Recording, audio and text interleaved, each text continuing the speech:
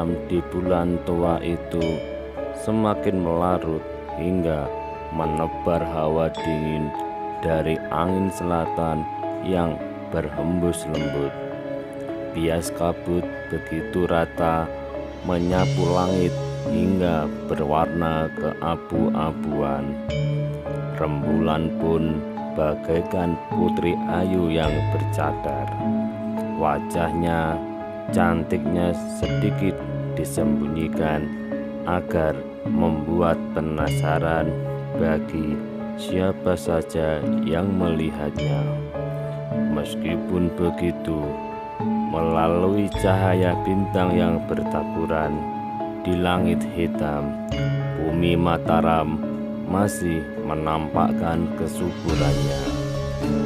Bagi kaula Mataram yang pada umumnya bekerja di siang hari, malam itu bagaikan selimut tebal yang memberi kenyamanan untuk terlelap dalam tidur.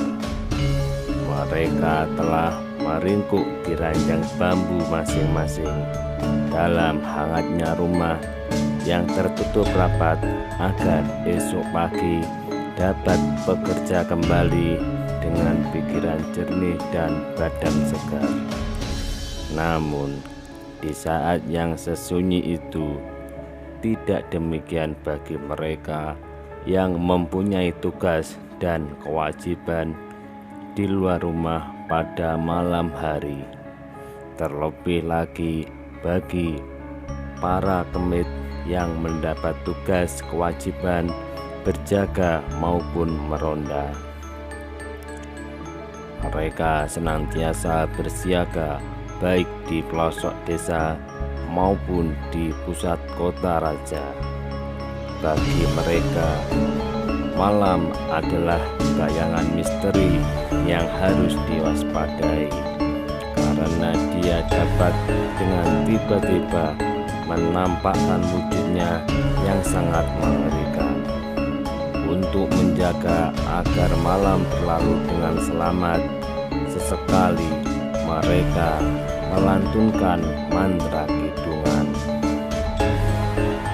Ana kidung rumeksa ing wengi, tetu ayu luputa ing lara. Luputa bilahi kabeh, jim setan datang turun. Peneluhan tan ana wangi, miwah panggawe ala, gunane wong luput. Geni atemahan tirta, maling adoh kan wani perak, mring mami, tujuh bubuk pansirno. Itulah tembang mantra sebagai doa malam bagi masyarakat Jawa Dipa yang sebagian besar telah diislamkan oleh para waliullah di masa lalu. Tembang kidung rumeksa ing wengi itu begitu lekat dihafal dalam kepala oleh setiap warga Mataram yang telah menginjak usia dewasa. Setidaknya mereka percaya bahwa tembang yang diciptakan oleh Kanjeng Sunan Kalijaga tersebut akan mampu menenteramkan hati dan menjaga keselamatan jika malam tiba. Sementara itu, di bawah cahaya lampu minyak yang ditempatkan di depan gerbang Cepuri Kepatihan Mataram di Ketero, tampaklah seorang yang berusia sudah lebih dari setengah abad muncul dari arah kegelapan. Kulit di dahinya sudah menampakkan kekeributannya. Garis-garis lipatannya seakan-akan adalah peta jalan hidup yang pernah dilalui. Wajahnya coklat tua, berkilat terkena bias lampu templok di depan gapura. Sedang tangan kanannya ditumpukkan pada sebuah tongkat kayu sebagai penopang saat dia berjalan. Dia berjalan lamban dengan diapit oleh 2 orang prajurit punggawa kepatihan. Seragam yang dikenakan berwarna lurik coklat muda dengan dasar hitam. Ikat kepalanya pun berwarna gelap. 4 orang prajurit jaga di depan gerbang kecil itu hanya menganggukkan kepala sebagai tanda penghormatan kepadanya. Dengan penuh kesopanan, mereka kemudian mempersilahkan tamunya untuk masuk. Kini mereka bertiga mulai melangkah memasuki pintu cepuri dan langsung menuju sebuah ruangan di dalam sana. "Ade Mas Wiguno," sapanya terdengar agak bergetar. "Oh, Kang Mas Pangeran Purboyo, akhirnya engkau datang juga. Mendengar suaramu, hatiku yang gelisah ini menjadi lega. Mari silahkan masuk Kang Mas. Maafkan aku yang lebih muda ini lancang dan kurang sopan mengundang datang ke kepatihan ini," jawabnya serasa bangkit dari duduknya dan terkopoh-kopoh turun dari lantai untuk menjemput. Tangan lelaki tua itu segera meraih tangan tamunya untuk dituntun menaiki tangga lantai yang lebih tinggi. Kedua pengawal segera melepaskan papahannya dan membiarkan sang majikan bergandengan dengan tuan rumah memasuki beranda pendapa. Mereka berdua kemudian meninggalkan gedung untuk bergabung dengan 4 penjaga di depan gapura. "Terima kasih atas kedatanganmu Kang Mas Purboyo. Kehadiranmu sangat berarti di malam ini," ucapnya saat kedua lelaki tua itu telah duduk berhadapan berbatasan dengan meja bundar kecil. "Sungguh di saat-saat seperti ini engkau sangat berarti bagiku Kang Mas. Sepeninggal Sinuhun Sultan Agung Hanyokrokusumo, hanya kaulah teman sekaligus saudara yang dapat kujadikan tempat bersandar. Semoga saja tidak hanya untukku, tetapi juga bagi semua kawula Mataram yang butuh pengayoman dan kebijaksanaan hidup," ucap Patih Wirokuno sungguh-sungguh. "Kau terlalu memuji, Adimas Patih Wirokuno. Aku ini sudah semakin tua dan keberadaanku pun sudah tak berarti apa-apa lagi," kilahnya merendam. "Bukankah semakin tua berarti semakin matang dalam menyikapi kehidupan ini Kang Mas? Layaknya padi, semakin matang akan merunduk, namun isinya semakin tebal," tantangnya. Kedua tertapa lepas untuk melegakan perasaan sekaligus mengakrabkan suasana. "Sumangga, mari silahkan duduk Kang Mas." Sang tamu pun memenuhi ajakan tuan rumah. Keduanya kemudian duduk di kursi masing-masing, dibatasi oleh meja bundar kecil dari kayu jati terukir. "Kau ini masih saja pandai memuji, Adimas Patih. Janganlah membuatku yang hanya seorang putra selir Romo Panembahan Sedo Kelapya ini menjadi semakin kecil dan kerdil di hadapan seorang patih besar Mataram." "Jangan begitu Kang Mas Purboyo, memang besar. Engkau ini lahir dari rahim ibunda yang bukan permaisuri Raja Mataram terdahulu, namun darah Panembahan Senopati Agung Mataram tetap mengalir di tubuhmu. Sinar kewibawaan masih terpancar di dalam pribadimu. Pengamatanmu tajam dan waskito. Wawasanmu pun luas. Engkau ini laksana seorang Brahmana. Sikapmu pun tak jauh beda dengan kakakmu, Kanjeng Sultan Agung Hanyokrokusumo Swagi.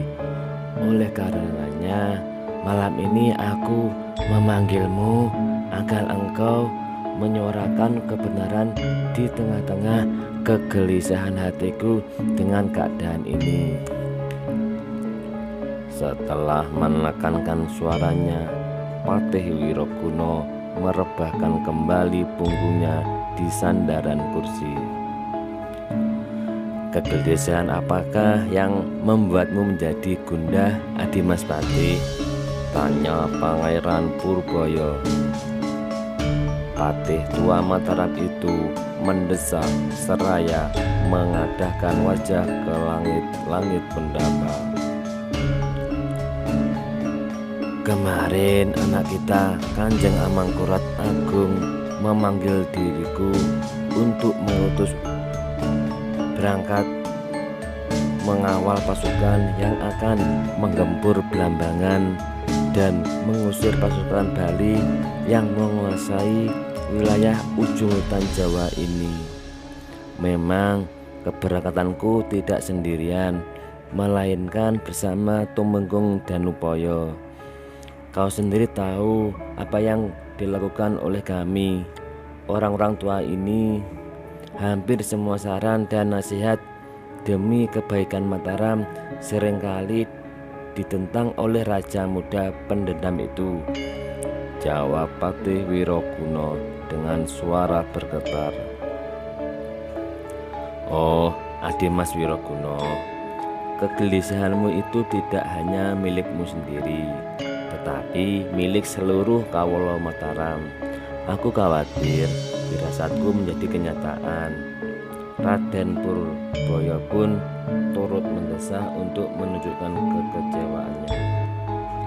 Engkau mempunyai firasat apa, Kamas Purbaya? Tanya Patih Wirokuno heran. Barang saudara sudah setelah generasi kita kelak, Adimas. Sungguh hal itulah yang sering kali aku cemaskan. Perasaan itu seperti menghantuiku setiap saat. Jika benar-benar terjadi, semoga saja umurku tak sampai terlalu panjang sehingga aku tak melihat kejadian yang mengerikan itu. Patih Wirokuno terkesiap mendengar ucapan Pangeran Purbaya yang tertekan itu. Matanya yang semakin mengabur seperti sedang menerawang jauh ke masa depan, masa yang penuh dengan konflik untuk memperebutkan tahta oleh sesama keturunan Panembahan Senopati, sang pendiri Mataram. Apa yang diucapkan oleh saudara mendiang Sultan Agung itu tergambar begitu jelas di benaknya, dan tanda-tanda ke arah perang saudara sudah mulai tampak. Kesewenang-wenangan dan kekejaman Amangkurat Agung setelah diangkat menjadi raja pengganti Sultan Agung terlihat semenjak pertama kali dia duduk di singgasana Mataram. Tergambar dengan jelas ketika Raja Mataram itu memerintahkan pasukannya untuk menumpas pemberontakan dari kaum santri yang menentang kebijakannya saat memaksa kawula Mataram membangun benteng Istana Pleret tanpa diupah, bahkan diwajibkan dengan cara paksa. Kawula Mataram banyak yang harus meninggalkan pekerjaan mereka untuk menafkahi keluarganya. Tidak hanya kaum lelaki saja yang diwajibkan kerja membangun istana, anak-anak dan kaum perempuan pun mendapatkan kewajiban yang sama.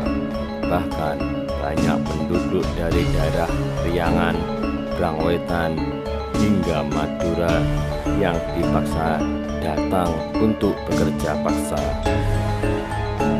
Tak terhitung jumlah korban dari mereka yang kelelahan bekerja tanpa diberi upah.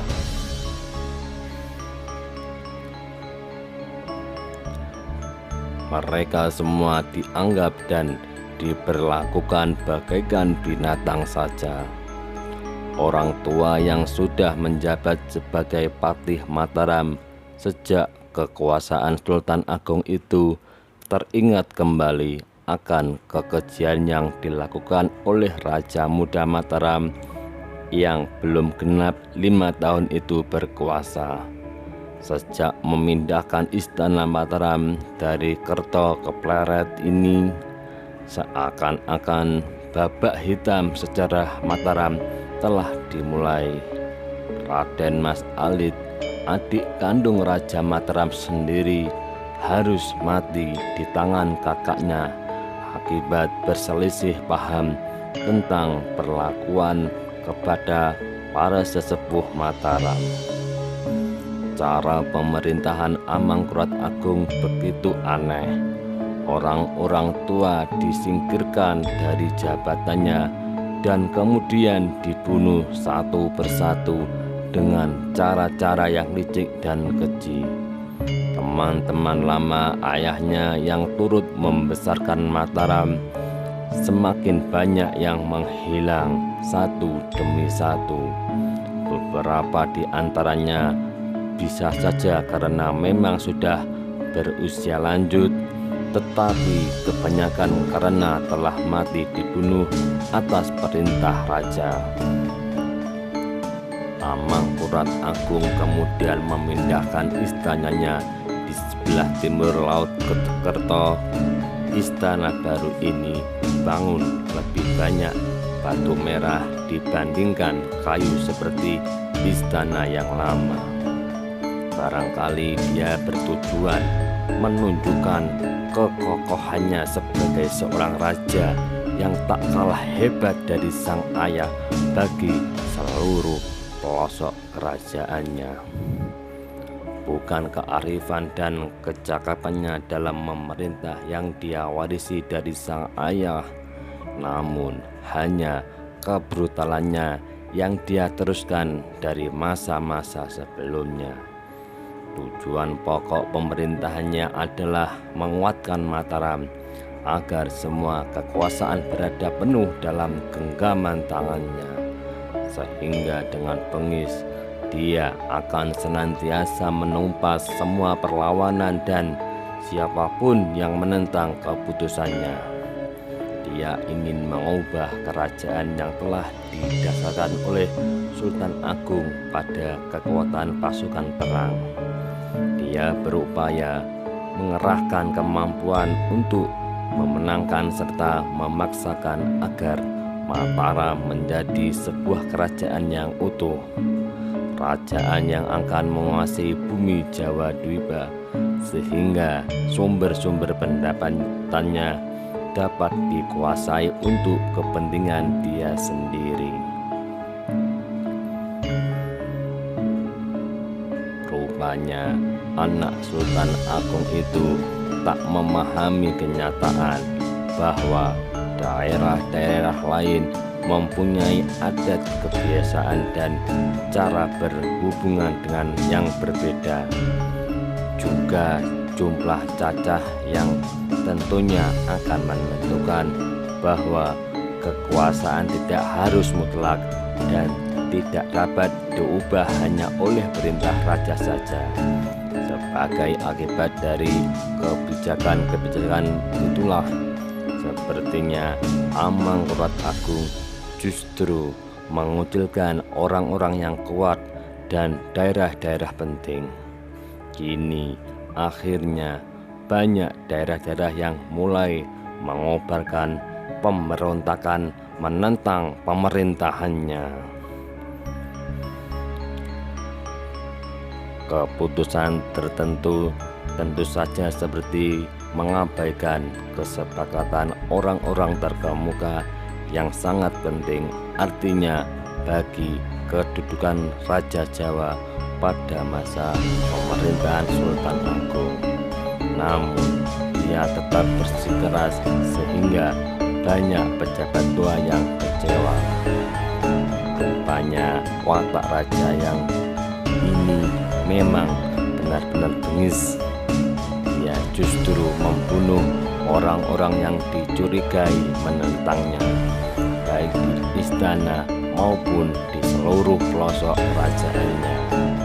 Tentu saja hal semacam ini menimbulkan kegelisahan dan ketakutan di antara pejabat tua yang masih hidup.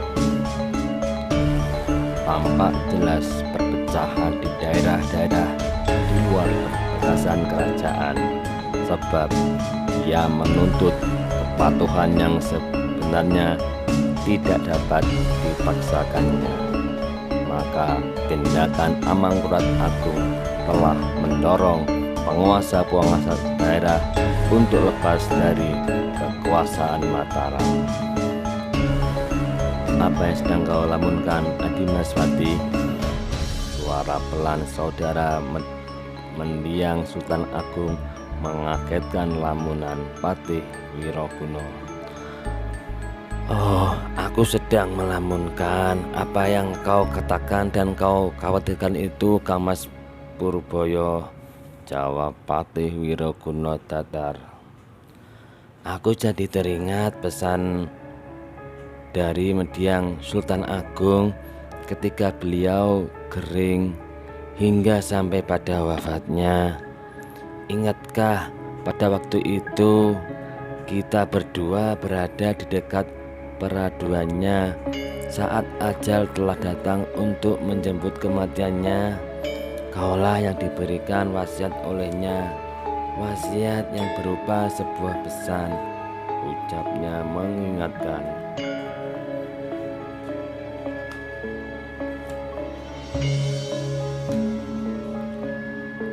Sejenak Pangeran Purboyo yang sudah uzur itu mengingat-ingat kembali apa yang dipertanyakan oleh lelaki tua di hadapannya.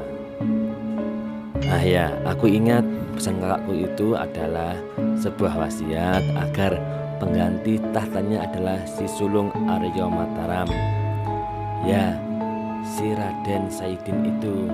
Sedangkan adiknya yang masih muda, Raden Mas Alit itu agar ikut serta merasakan kemuliaan bersama sang kakak kandung anak-anak Ratu Kulon.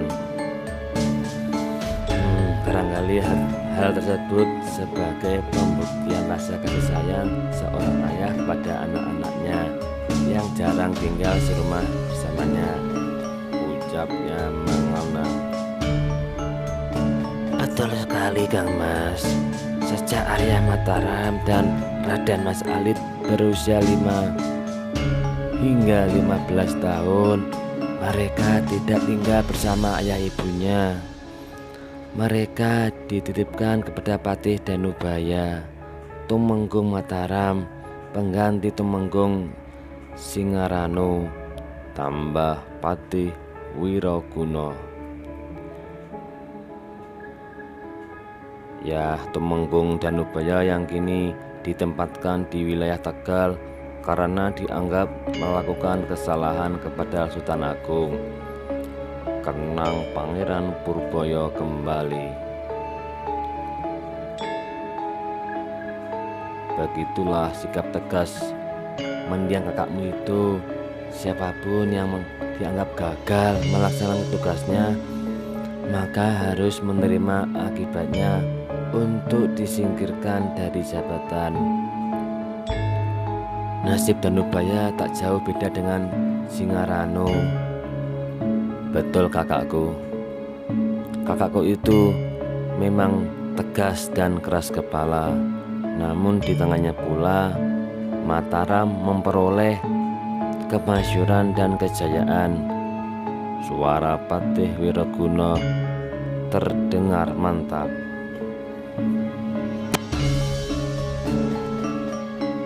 Keduanya sama-sama menganggukkan kepala, membenarkan pendapat masing-masing, mengenang kembali sosok pemimpin Mataram di masa sebelumnya. Mari, silakan diminum dulu teh jahenya, Kang Mas. Mumpung masih panas, biar badan kita menjadi hangat. Patih Wiroguna menyilahkan. Terima kasih Adi Mas Patih. Sebentar kemudian kedua lelaki tua itu menikmati teh jahe panas yang telah disediakan oleh Nyai Wiroguna di atas meja bundar kecil itu.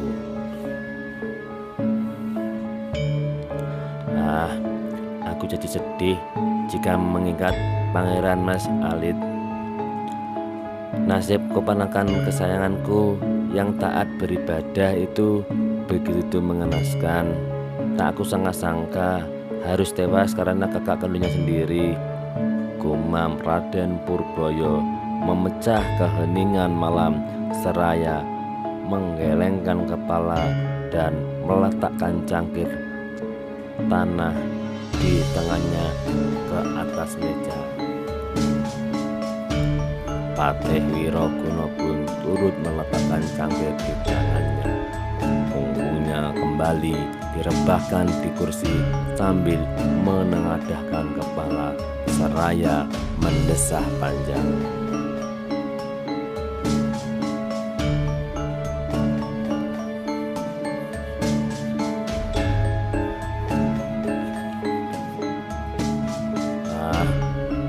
Benar anak muda yang punya bakat sebagai pemimpin yang memperhatikan orang-orang kecil itu.